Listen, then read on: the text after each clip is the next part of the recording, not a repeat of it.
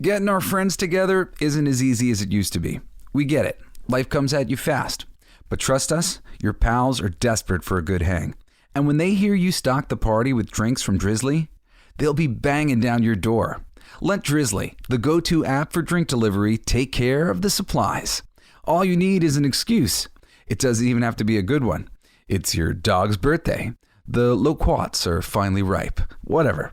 With Drizzly, you can compare prices on a massive selection of beer, wine, and spirits and get them delivered straight to your door, which means you can entice the crew to leave their houses without ever leaving yours. Whatever the occasion, download the Drizzly app or go to drizzly.com. That's DRIZLY.com. Today. Must be 21 plus. Not available in all locations. Man, I wish they had Drizzly when I used to play D&D and Riffs. Maybe it's time for me to start again. Thanks, Drizzly. The podcast playground. Hooray! Hey, it's my song. Let's sing it. It's gonna be fucking awesome. Come on, it's gonna be fucking awesome. You know the words. It's gonna be fucking awesome. That's it, sing. It's gonna be fucking awesome. Yeah! What up, my coolest geeks? How you doing? It's me, Jesse Blaze Snider, the Coolest Geek Alive. What's going on? Of course, that's my pledge to you, to be Johnny on the spot, the man with the plan, who knows how to get out of this fucking muck that we're in right now in geek culture. And it is a muck. I've been talking about it for a while, about how the merchandising sales tell all in in comics, and what's really going on in films, and what's really going on in books, and what's really going on across the board. The reason why Bob Iger bought Star Wars and bought Marvel is because they were both merchandising juggernauts. And, there's a big announcement of Hasbro and the toy layoffs, 1,100 employees on the back of just having fired earlier in the year 800 employees, something like 25% of their overall staff this year. And when you look at the properties that Hasbro has to offer, it's Disney.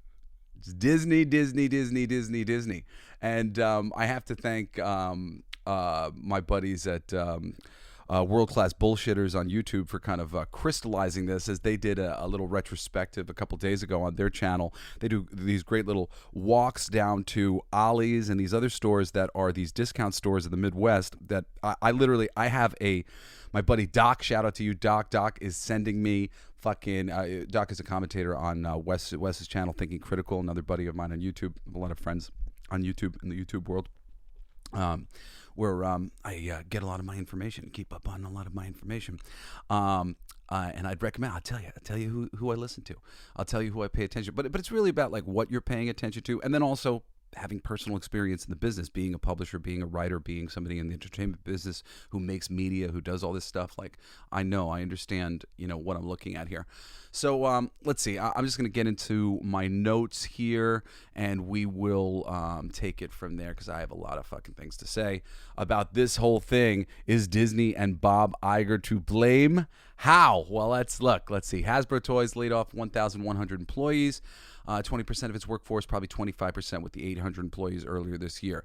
Shout out to World Class Bullshitters again for their great toy videos where they go down the aisles at these discount toys and you see the stacks and stacks of Hasbro toys. Hasbro in particular. And you'll see why in a second.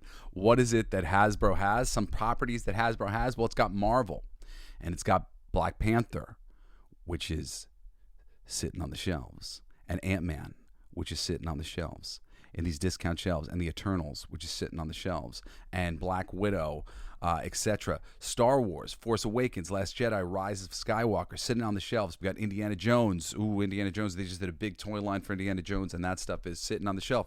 Additionally, Hasbro has G.I. Joe, which they've done a big push into the 6-inch, which I've been super interested in getting my hands on these 6-inch toys, but they have not seemed to do so well generally, or at least not most of them aren't doing so well. They also have Transformers, which always seems to be doing pretty good. Oh, bless me. Magic the Gathering, Power Rangers, which hasn't seemed to be doing great of late. NBA line, which I don't think did very well. And I have like the hiccups or something like that. And D&D figures, which also did not do very well. But meanwhile, don't think this is like just Hasbro. Mattel, they got the Barbie line, and they're doing great off the back of that Barbie movie.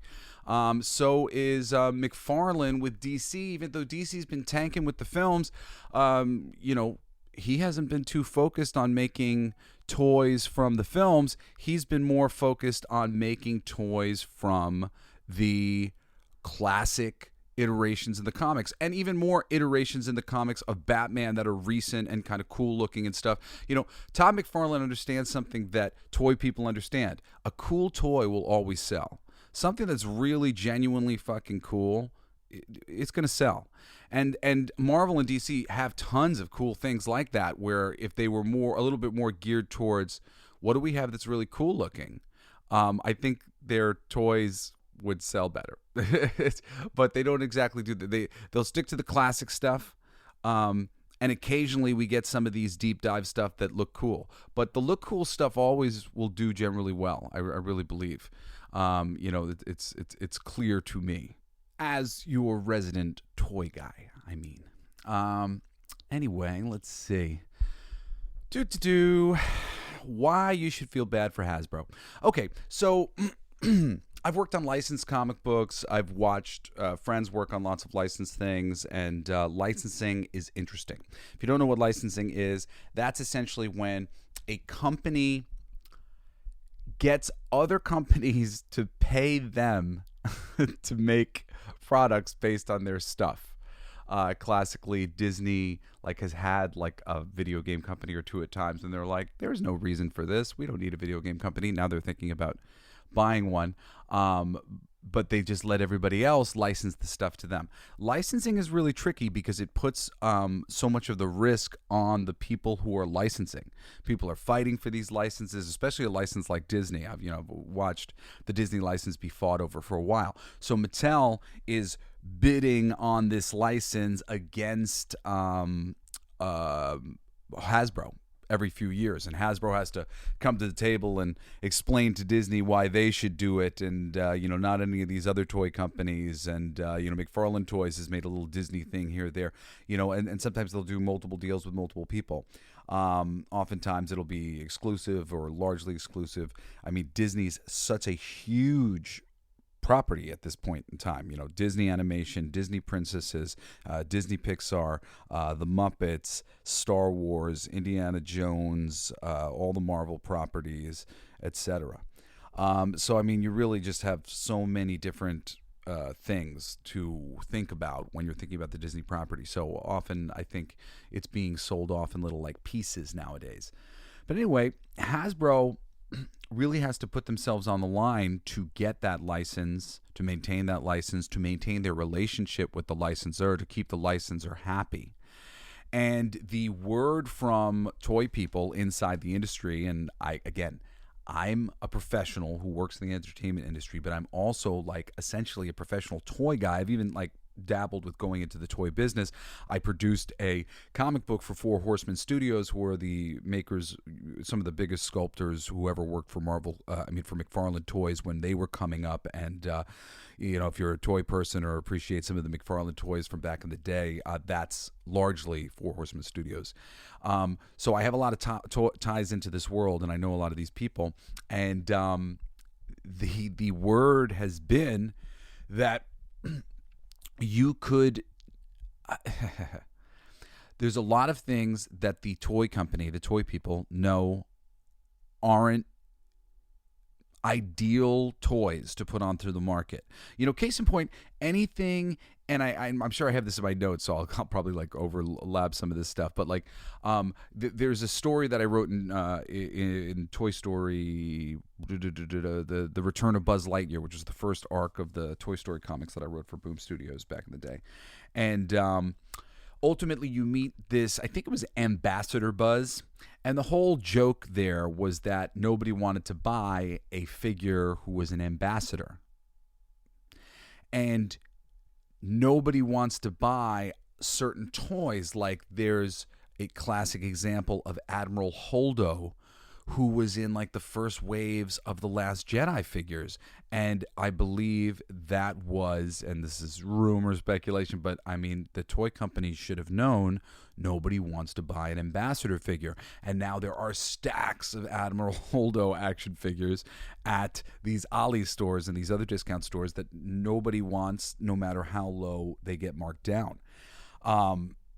This kind of forcing the ESG score, diversity sort of thing amongst the products that you're selling, when your product makers are aware of certain things that people want and people don't want. There was always a overcorrection on, people don't want women and people don't want ethnically diverse characters. We see that that's not true.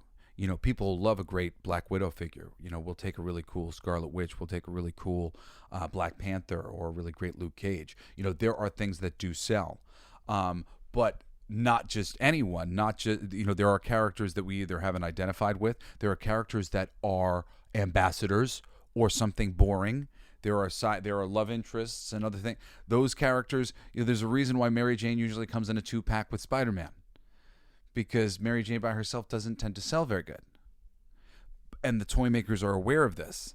But we've got definitely a lot of Mary Janes being sold in the Marvel Legends line and in the Star Wars line and in the Buzz Lightyear line. Well, I mean, even the Buzz Lightyears didn't sell in the Lightyear movie from the realistic movie. Nobody seemed to like that. Say what you will, collect the numbers of who saw it. The toys are stacked up at these Ollie's places. And again, shout out to World Class Bullshitters. You can go check out some of the coverage that they have maintained coverage over the years as they see these toys that were literally came out, 5 years ago are still here in the cutout bins. They can't get rid of them. It's pretty crazy. And maybe I'm exaggerating 5 years, but definitely within like 4 years, I guess, of like all these like properties of the last bunch: Wakanda Forever, Eternals, Last Jedi, Lightyear, Elementals, the recent Guardians of the Galaxy stuff. There's so much. There's another funny story about Disney's decision to not allow Ula's the Slave Girl be made into an action figure. I think that's her name, Ula. She's like the alien slave girl from the Jabba the Hutt thing, and she's basically a toy that fans have really been clamoring for. It was for the fan fundraiser for the Rancor, a giant Rancor for the 6-inch line, and the Ula figure was something that everybody wanted. And the trickle-down word from the inside was it wasn't the toy people. They really wanted to offer that figure, but Disney wouldn't allow them to offer a prostitute, or a slave girl, whatever. So, I mean, these sorts of decisions, I mean, it seems like minor. I'm just mentioning these like two things, but it's legion. This is the sort of decision-making that's being made. And the cumulative effect of a thing, that's it. Is the people who are really inside it on the left, they don't see that it's a cumulative effect. They're like, what? I just trans this one character. What? I just turned this other character this. Like, what? My book just has this one gay kiss. Like, it's not about the one. It's about the cumulative effect that creates an inorganic pattern that basically like sets off the alarms for your viewing audience. People who are looking to escape are being distracted by this obvious pattern. And then this obviously bad pattern, you can see it's a bad pattern by what it has done to the merchandising sales. So let's see, what did I write here? Also, Disney's been enforcing diversity in the toy line and actually making Hasbro produce some toys that they basically know are not going to do well. But they're hoping the leads and other choices they make can compensate for the leading characters and other choices they make can compensate for the past decade. This has been leading to stacks of various toys like Rose Tico, Admiral Holdo, and everyone from Solo: A Star Wars Story, all Eternals, and all the leading ladies of Wakanda Forever to stack up at discount retailers like Ollie's, where they sit unwanted, even at majorly discounted prices. There's a line of X-Men Age of Apocalypse toys that got sucked into this while I was shouting out the Doc from Thinking Critical. Doc got me a whole wave for like super discounted. It was like $10 for toys that are usually probably like 30. I don't know. For these Age of Apocalypse toys are great. Normally, I think this wave probably would have done better. But I think it came out at a bad time, sort of in between some waves that people really didn't care about, and it sat, and now they're available in Ollie's. Even something that I would have said would have probably largely been safe last time, and I was hoping for more of these Age of Apocalypse figures, and now I'm like, all right, probably not going to get any more of those. Anyway, what did we write here? We said, a character like Admiral Holdo would never have been made by Hasbro unless The Last Jedi had done phenomenally and they started digging into really deep dive characters because people love the movie that much. That's when they would have broken out a character like Admiral Holdo. And she'd not have made it into the first wave of figures because as I made it into a joke in my new comic, Wink Wink Toy Story Comics that wrote back in the day, I talked about that already. Let's see. Shout out to Aaron Sparrow working with me on the Toy Story stuff back in the day. He was my editor. Where I have a variant Buzz Lightyear, blah, blah, blah. What up, guys? Jesse Blaze Snider here. And whether your resolution is to save money, eat better, or stress less, HelloFresh is here to help you do all three. Say hello to your most delicious year yet with fresh ingredients and chef-crafted recipes at a price point you'll like, delivered right to your door.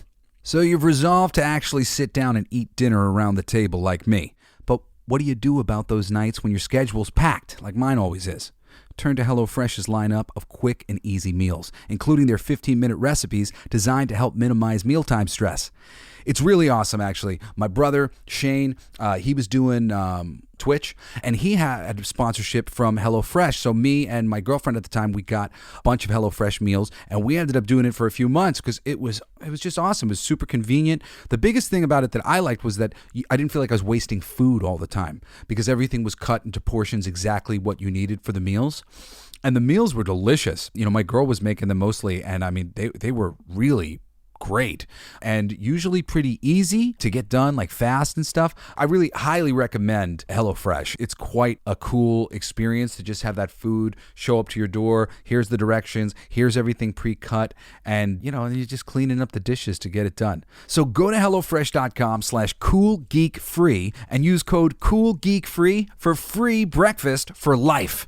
I'm so excited to offer that to you. One breakfast item per box while subscription is active. That's free breakfast for life at HelloFresh.com/CoolGeekFree with code CoolGeekFree. HelloFresh, America's #1 meal kit. Do you ever feel like life is a never-ending series of lessons while you try to find purpose, meaning, and answers? I am Vanessa Fontana, the host of Figuring Shit Out, a podcast where we undertake self-help, coming of age, and healing. As I live my 20s in New York City figuring shit out myself, I've realized that if you spend your whole life trying to get your act together, you don't have a life. You have an act. On Figuring Shit Out, every Sunday, you get to normalize the journey of not knowing and be guided into living your life with more intention and ease. Nobody wants to play with an ambassador action figure. What is she going to do? Write a memo? Of course, the shit is sitting there. The amount of toys they have had put out in the past 10 years that I would call odd choices for toys is about 1,000 strong at this point. And it's funny because there are things that we are interested in, and generally those things still sell. And I mean, man, the output of toys and merch has been insane over the past bunch of years, but also insane in how much of it is unsellable junk. Classic anything, Marvel, Pixar, MCU, Star Wars is really dying though. Oh, I was saying, the classic anything generally still sells, for Marvel and even, Star Wars is really, it is dying. some things, but they've bucked it up. Classic Disney stuff, and I think that stuff's still generally kind of hanging in there, but obviously it's being affected by these things. It's being affected. There's good stuff that's ending up in all these places and whatnot. So let's see. Generally speaking, overall, it is simply all the new stuff. They have not had a merchandising hit since Spider-Man No Way Home, and that was a shared production with Sony. They've not had a single hit that has translated into merchandise. There's maybe a little for Encanto. I mean, they didn't really put out a lot for Encanto merchandise-wise. Nothing crazy. Lightyear tanked Toy Story's momentum quite a bit. Baby Yoda has worn out his welcome as the promise of him growing into a Jedi is now gone. And Mando Season 3 killed interest in the one thing that was working for them. Andor doesn't sell toys, even though it's a good show. I like that show. I'll be watching the second season, but I'm pretty much done with Star Wars myself as well. I haven't watched anything in the past. I gave up on Obi-Wan after being really pissed about Boba Fett, and I was just bored and didn't really dig Boba Fett. And I enjoyed Obi-Wan watching commentary on it more than I enjoyed watching the episodes I watched. So I switched to just doing that, and I did the same thing with Ahsoka because I was freaking done with it. And my most hardcore Star Wars friends have been done with it for years now. The most hardcore Star Wars people left long ago. I think it was us new Star Wars fans who were keeping it alive. It's, oh my God, what a world I'm living in. It's crazy. They killed it. I always think of it in terms with Disney, in terms of that South Park episode where they're giving their money to the bank and they're and it's gone. And it's it's Disney, we got the Muppets and it's dead. Hey, Disney, we got Star Wars and it's dead. Hey, Disney, we got Marvel, etc., etc., and fucking etc. This fucking company, and it's dead. It's dead. It's dead. Indiana Jones, and it's dead. Whole classic line is on clearance. They've got a 6-inch action figure line. They tried to do a big push. It is on clearance. Every Marvel movie, TV line of the past year has tanked, or mostly, majorly mostly, depending on the characters. Some things still will sell, and in a line of mixed characters. If you're doing movie characters from the Infinity Saga or whatever, there's going to be some that don't exactly sell. But the lines of characters, even Guardians of the Galaxy Volume 3 figures are now on clearance at Ollie's. And, maybe those ones and some of the ones from this year have a chance to get picked up by toy collectors and people who might be interested in using them using them for parts if they're cheap enough. That's what people like me and my friend Aaron do. We go and we buy toys and we're like, oh, this is a great suit. I can repaint this a different way. So toys that get bought in this way, it's not even all oh, well, people wanted to buy it, which is a little expensive. Nah, because a big chunk of this is people who are literally going there I sent a friend there to buy me the Age of Apocalypse line, and thank you to Doc for buying me the Age of Apocalypse line. He won't let me pay him for him, which is ridiculous, but it's so freaking sweet. I've got this whole freaking build a Colossus, and I have the head of the Colossus, but it's at my apartment in California, so I have to have my girlfriend send it to me so I can. Oh man, I'm so excited. So excited to get the thank you, Doc. Thank you, Doc. So excited. Anyway, collectors like me are going to buy cheap Guardians of the Galaxy movie figures, possibly if any of the head sculpts are good, or if the outfits could be recast into other things. But I just think this shows the lukewarm feelings over everything that Marvel is doing right now completely. The fact that Guardians of the Galaxy Volume 3, their one success outside of No Way Home, Multiverse of Madness figures is still on the shelf as well. America Chavez, stacks of America Chavez, and it's I hate that when everything becomes about race and sex, me saying America Chavez isn't doing well is almost like some sort of like incitement of sexism or racism. And it has nothing to do with that. It's about the character. I don't care about any of the colors or any of the sexes, and like I'm not saying any of that. I believe that female characters can sell when they're characters that we like. You know, certainly I've watched a ton of Ahsoka action figures sell in my lifetime, and a million Sables and Chinas, and Black Widows and Scarlet Witches and Rogues and Psylocks and Jubilees and Storms. There are plenty of characters who people love, and just really spending the time to make characters that capture people's imagination is just what's missing here. You know, they'll do a thing, the audience rejects it, and then they just keep pushing the same thing, when really they need to try to learn from why did the audience reject this and try again. And if the audience rejects that, they learn from the combined might of the two, and they just keep learning lessons until they get something good. And then they have a pool of other characters who they can pull from, and they can try to reinvent a little when they bring them back. And now, this is, universes are made, and the beautiful reinvention of characters. So many of these things have happened in comics for years. Characters would struggle to find their place, and then all of a sudden that place was there, and they would fit into it perfectly once that place became available. And I wish I had a good example off the top of my head to give to you, but I don't. I don't at this moment. But maybe like a character like Animal Man, finding Grant Morrison, a writer who just brought, was able to elevate everything about that book and what that character meant in a way that didn't exist until he got his hands on him. And that happens all the time in comics. Again, I wish I had more examples, but there are plenty. Let's see where we're at here. Doctor Strange, Multiverse of Madness. Phases create success, I guess, is still unsellable at major... Oh, yes, so their biggest successes, their toy lines are still unsellable at major discounts. So this is all Bob Iger's fault, okay? Because this guy should be looking at this. Like, if I was Bob Iger, the merch sales, I would be looking at that the hardest. The hardest. Every fluctuation in merchandising sales, evaluating every single thing, what sold, what didn't, what's connecting with the audience in such a way that it makes them go out and buy things. That, like, unfortunately or fortunately, like for those of you who don't pay attention to the toy world or the merchandising world or whatever, that is the one indicator of real passion that you can show, like that the market can show you.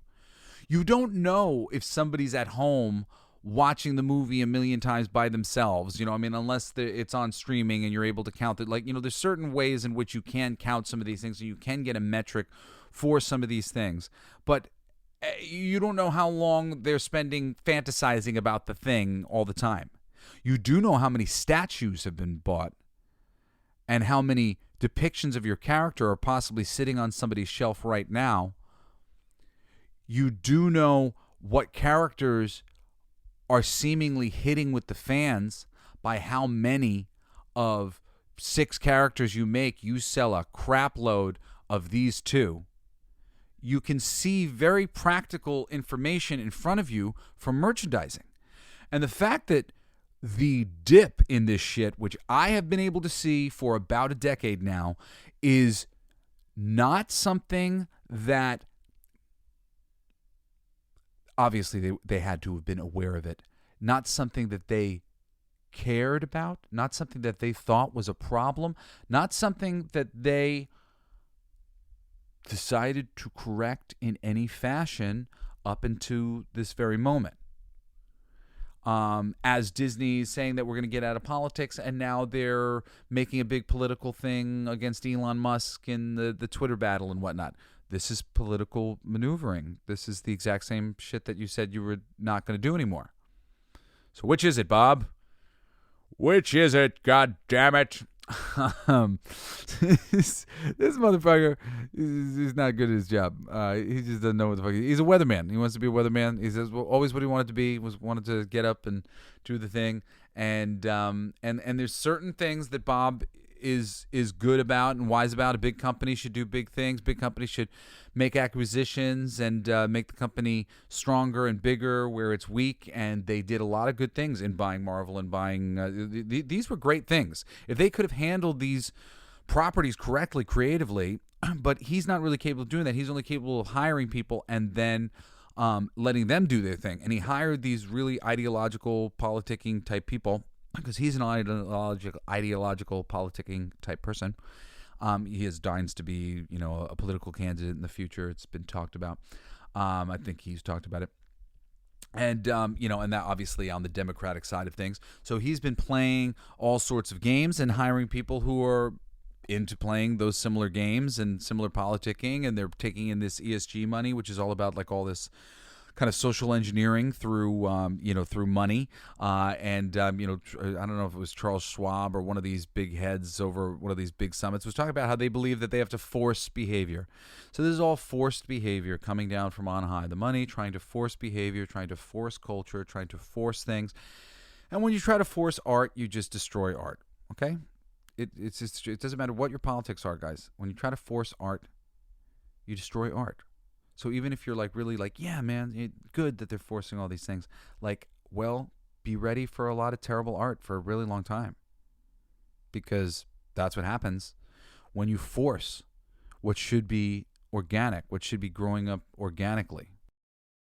This is how you know the health of a brand, everyone. This. And the health of these brands and their merchandise was why Bob Iger bought this stuff in the first place. What else? Strange World, Turning Red, live action Little Mermaid. They've done nothing beyond whatever they've done, which is generally break even to lose money, and their merchandising sales is non-existent. I mean, these companies didn't put out very much stuff for something like Strange World. It wasn't tracking very well. It wasn't looking good. They didn't think it was going to be a success, and they didn't seem to make very much. Turning Red, I didn't see very much for that either, even though I think Turning Red merchandise might have done pretty well. My kids seem to like Turning Red pretty good on Disney+. Live action Little Mermaid. These live action things don't really have any merch, and it just does cause a lot of brand confusion, I think, for the characters. Christmas, second chance for some of this merchandise, maybe. I mean, maybe some of those Guardians of the Galaxy things, but I think more to be bought by people like myself and my friend Aaron than to be bought by people who are like, oh yeah, now that the prices come down, I like that movie well enough. Even though I do think people like the movie well enough, but I think it was like a closing chapter for people. It wasn't like it was a jumping off point. Like there's this stupid thing in comics where they'll start at number 1 to get these artificial sales increases for the new number 1. And they do it over and over and over again. And largely what it's come to be is a great jumping off point for people who are like lukewarm on a series. Like, okay, cool. I guess that wraps things up. And people just bail. I think people are bailing on this whole thing here. Additionally, though, there are more factors if you're out there going, well, come on, it's Hasbro's fault too. It is Hasbro's fault, but Hasbro's dealing with the licensing. And who knows what they're paying for this licensing? Who knows what they're doing? They're hedging their bets, and Hasbro's been raising prices. They've been raising prices like crazy. But there's a lot of risk with these licenses. And Disney, I mean, they own all these massive things, and Disney is just kind of doing worse and worse and worse.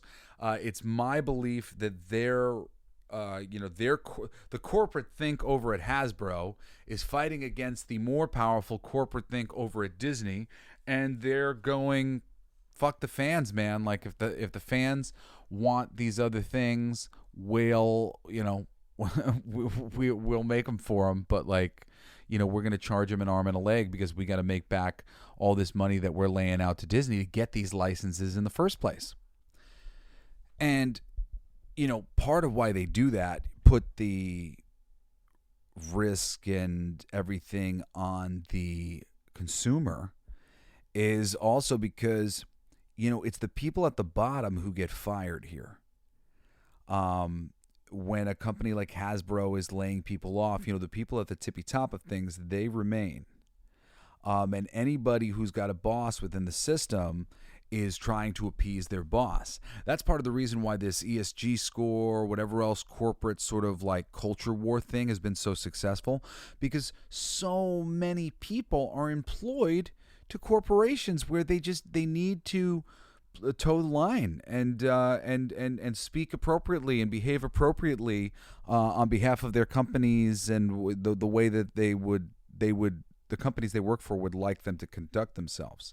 And other people are trying to get those jobs, don't have those jobs but want those jobs, are in that industry, are trying to talk to those people. They're independent, but they're still trying to speak that language and trying to appease everybody. And certainly when the great big orange man came along, it became a very divisive piece of the conversation, and an easy thing for a long time, I think, not so much anymore, to just sort of rally around and signal that everybody was on the same side who was working in all these industries, and a force of particular politics came out in real force because of this. And I mean, I've watched it in comics. I've watched it with my brother in his film career. We will, not to say like cozy up to, because me and Cody we're really genuine people. So it's really hard for us, especially our dad's a celebrity. So we're used to people like coming to us and wanting things from us.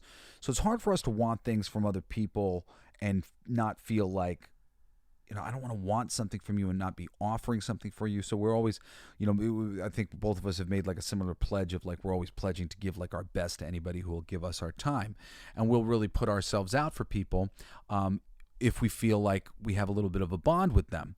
And because we look for friendships and partnerships as opposed to just partnerships. And but what happens is, we cozy up to some person who we like and they like us, and we come up with some really great thing that we want to do, and then they get fired or they get moved or they get promoted, thank God. But oftentimes that promotion will lead them somewhere where they can no longer do the thing that they were doing with you, or the thing that you were doing with them gets canceled, replaced, changed, parameters changed, whatever it might be, by the person directly above them. And that, I would say, is what happens like most time. There's so many gigs. I was so excited. I was almost I was like locked in with the editor to write a short story for a Vertigo horror anthology. And I was so excited. I was going to write something for DC's Vertigo. These were like, my milestones. Like I want to write for Marvel. I want to write for DC. I want to write something for Vertigo. I want to write for Image. I want to write for Heavy Metal. These were all things that I've wanted to do. I've done all those things except for Vertigo. I was almost wrote something for Vertigo. I almost wrote a bunch of different things for Vertigo here, there, but just nothing ever, stars never aligned. The editor who was getting all these people for her horror anthology was told by her boss right before it was about to happen, these will be your writers and these are your artists. So that's it. That's the whole story over and over again. Like these people who you might befriend or you might have jobs, like, they get shuffled around in some way or blocked in some way, and the plan gets changed, and now, you were part of that plan and you're no longer there. I mean, that's how most of the gigs that I've ever lost have ever happened. Not because of like anything that I did, really. I was just there. I did good work. They were happy. And then for some reason or another, it didn't work out. And there's like, tons of fucking stories like that. I if you're ever interested in some of those stories, if you go back in time in my earlier, maybe like first few months of my shows, I do a real long breakdown of my career and just like all sorts of the stories of going through geek culture stuff and writing comics and pitching to the big two and all the stuff, all the shenanigans that went on. I did all the things. Anyway, I love you. Thank you if you're one of my lovely people who are listening this long. We had a great month, which was really cool for me because it was just sort of telling of something where we didn't go up much in our listenership, and like our numbers were very much the same, or actually no, our numbers were a little bit down, and the podcast Playground, the company that I work with, we we actually shifted to a new ad agency because we weren't happy with like the results we were getting. But during that month, when the numbers went down a little bit, my ad revenue, how much we made on the show, went up, because even though there was less downloads, the amount of people listening all the way through, listening to the whole show, had gone up significantly. So thank you so much. I'm finally starting to hear more and more from people on like Twitter and stuff. People are finding me on Twitter and interacting with me there, and that's really awesome. Thank you so much. Keep finding me there. I'm at Coolest Geek JBS on Twitter. And if you want to follow my publishing company for King of Kings updates and new Mythic Legions reprint and Blacklight District reprint and Fucking for Our Future, the new book, which is out right now on Fund My Comics, or you can go to fundmycomics.com. Oh, no, sorry. It's fundmycomic.com/fucking. I actually got censored because of like the books, the word fucking and a couple things. I had to censor a bunch of things on the Fund My Comic page. But I was able to get away with the /fucking as the short link. So fundmycomic.com/fucking, and you can go get it on Fund My Comic. If you're not on Fund My Comic yet, or but you are on Kickstarter, next month we'll be doing that book on Kickstarter. Anyway, I'm super excited about that book. And for more updates on the other things coming out from my company, Blacklight District Studios, you can follow us on Twitter as well, which is at BLD_STS. BLD_STS. That's Blacklight District Studios.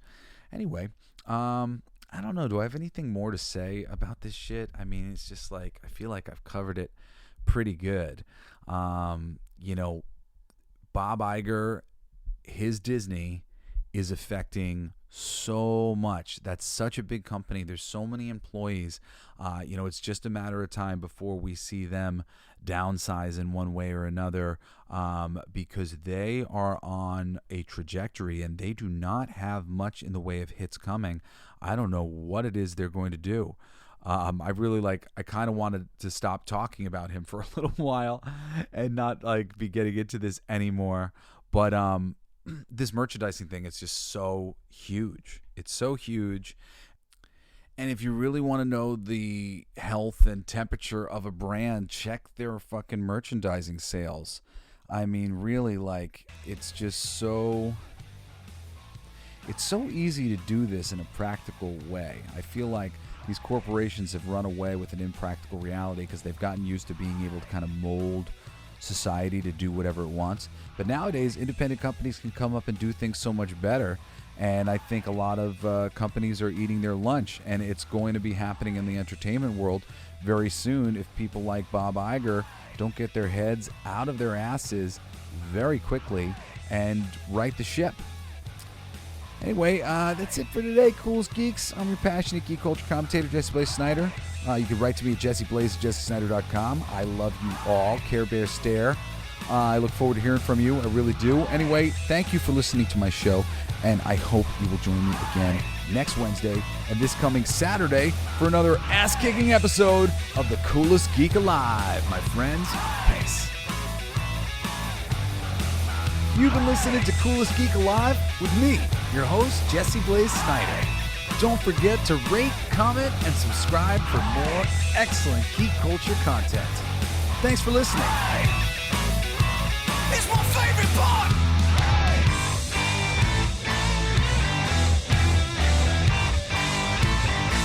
Isn't that heavy?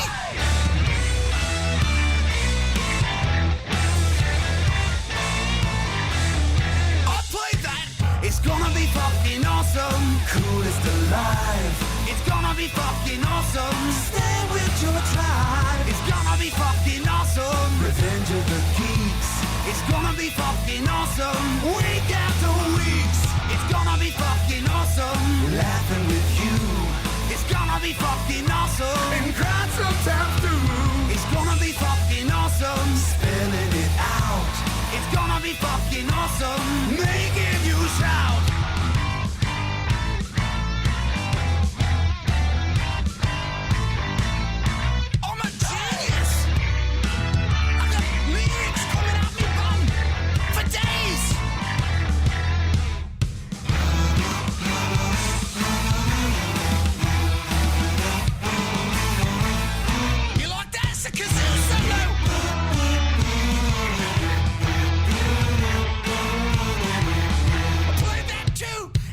gonna be fucking awesome. Talking some shit.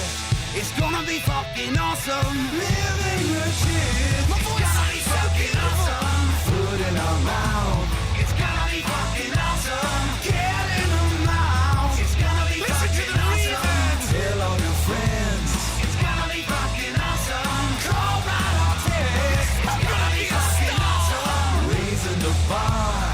It's gonna be fucking awesome. Straight to the stars. It's gonna be fucking awesome. It's starting soon. Straight to the top of the awesome. Passing the moon. It's gonna be fucking awesome. On with the show.